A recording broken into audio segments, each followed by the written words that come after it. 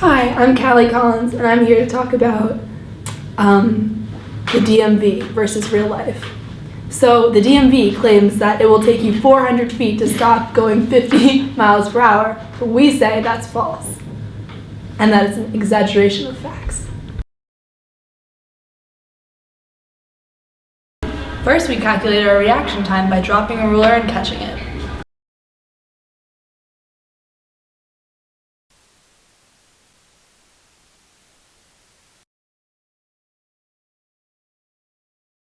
Then we used our givens and kinematics to figure out how far it would take for us to stop. Yeah. Then, by adding them together, we found the total stopping distance, which was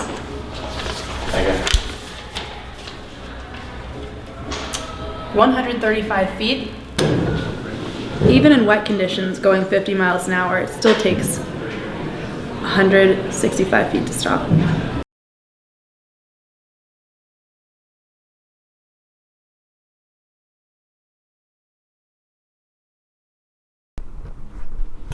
And now for the physics behind it. First, what we had to do after finding our reaction time was use kinematics to put it into terms that we could use with distance. What we had to do was use x equals vt, x being distance, v being velocity, and t being time. Time, of course, was point 10 for non-distracted and 0.23 for distracted in seconds. So what we could do was x equals v, which is initial velocity at 50 miles an hour is 22.2 meters per second, and just multiply that by 0.10, we get our answer. We do the same thing by 0.23 for distracted driving, we get our answer. Moving on from there, we were able to find our stopping distance based on reaction, but we need to find our stopping distance based on coefficient of friction and actually stopping the car, and then add that.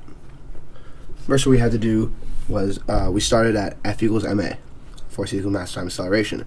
In this case, force was force applied minus friction, but there's no force applied. So it's just negative friction equals mass times acceleration. That being said, negative 0.67 was the coefficient of friction we used for dry, and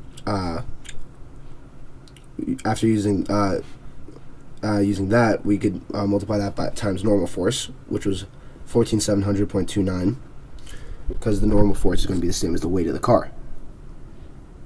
And being that friction equals mu times normal, that's what we could substitute in for, and that equals the mass, which is 1,500.03 times acceleration. And solving that out, that would give us negative 6.56 for acceleration. From there, we could do velocity final squared equals velocity initial squared plus 2ax. A being acceleration, x being distance.